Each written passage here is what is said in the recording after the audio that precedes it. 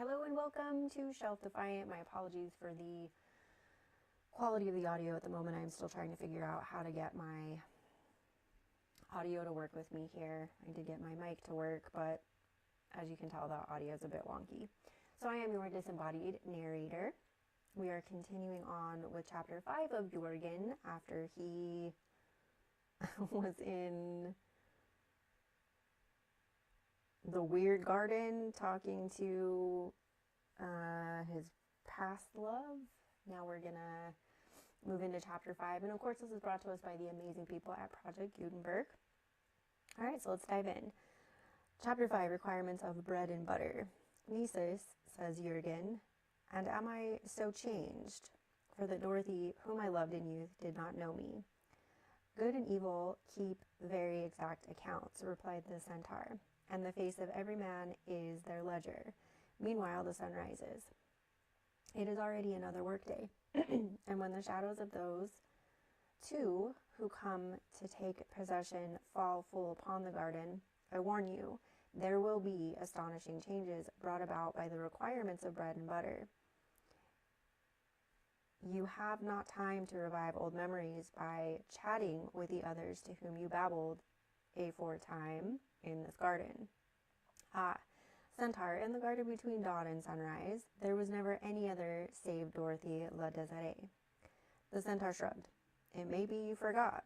It is certain that you underestimate the local population. Some of the transient visitors you have seen, and in addition, hereabouts, dwell the year round all manner of imaginary creatures. The fairies live just southward, and the gnomes too. To your right is the realm of the Valkyries. The Amazons and the Cynocephali are their allies. All three of these nations are continually at loggerheads with their neighbors, the Baba Yagas, whom Morphe cooks for, and whose monarch is, a person very dangerous to name. Northward dwell the leprechauns and the men of hunger, whose king is Clopare. My people, who are ruled by Chiron, live even further to the north. The Sphinx pastures on yonder mountain, and now the chimera is old and generally derided. They say that Cerberus visits the Sphinx at twilight, although I was never the person to dismantle scandal. Centaur, said Jurgen, and what is Dorothy doing here?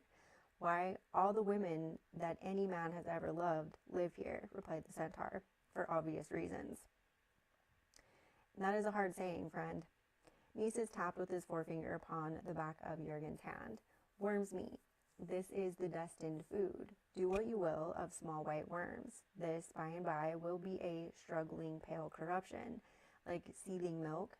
That, too, is a hard saying, Jurgen, but it is a true saying. And was that Dorothy whom I loved in youth an imaginary creature? My poor Jurgen, you who were once a poet, she was your masterpiece, for there was only a shallow, stupid, and airy, high-nosed, and light-hearted miss with no remarkable good looks. And consider what your ingenuity made from such poor material. You should be proud of yourself. No, centaur, I cannot very well be proud of my folly, yet I do not regret it. I have been befooled by a bright shadow of my own raising, you tell me, and I concede it to be profitable. No less, I served a lovely shadow, and my heart will keep the memory of that loveliness until life ends in a world where other men follow pantingly after shadows, which are not even pretty. There is something in that, Jurgen. There is also something in an old tale we used to tell in Thessaly about a fox and certain grapes. Well, but look at you, nieces. There is an emperor that reigns now in Constantinople and occasionally does business with me. Yes, and I could tell you tales of by what shifts he came to the throne. Men's hands are, by ordinary, soiled in climbing, quote the centaur. And Jurgen, this emperor, says to me, not many months ago, as he sat in his palace, crowned and dreary, and trying to cheat me out of my fair profit on some emeralds, Jurgen, I cannot sleep of nights because of that fool Alexius, who comes into my room with staring eyes and the bowstring still about his neck, and my Varangians must be in league with that silly ghost, because I constantly order them to keep Alexius out of my bedchamber. and they do not obey me, Jurgen. To be king of the East is not to the purpose, Jurgen, when one must submit to such vexations. Yes, it was Caesar, Pharamond himself, said this to me, and I deduce the shadow of a crown has led him into an ugly pickle, for all that he is the mightiest monarch in the world. And I would not change with Caesar, Pharamond, not I, who am a respectable pawnbroker, with my home in fee, and my bit of tilled land. Well, this is a queer world, to be sure, and this garden is visited by no stranger things than pop into a man's mind sometimes, without his knowing how. Ah, but you must understand that the garden is speedily to be remodeled. Yonder you may observe the two whose requirements are to rid the place of all fantastic, I can say it in my head and I'm tripping over it when I go to say it out loud. Remunerative notions, and who will develop the natural resources of this garden according to generally approved methods. Could not get my teeth around it. And from afar, Jurgen could see two figures coming out of the east, so tall that their heads rose above the encircling hills and glistened in the rays of a sun which was not yet visible. One was a white, pasty-looking giant with a crusty expression. He walked with the aid of a cane. The other was a pale yellow color.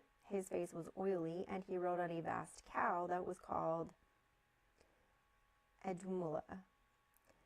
Make way there, brother, with your staff of life, says the yellow giant, for there is much to do hereabouts.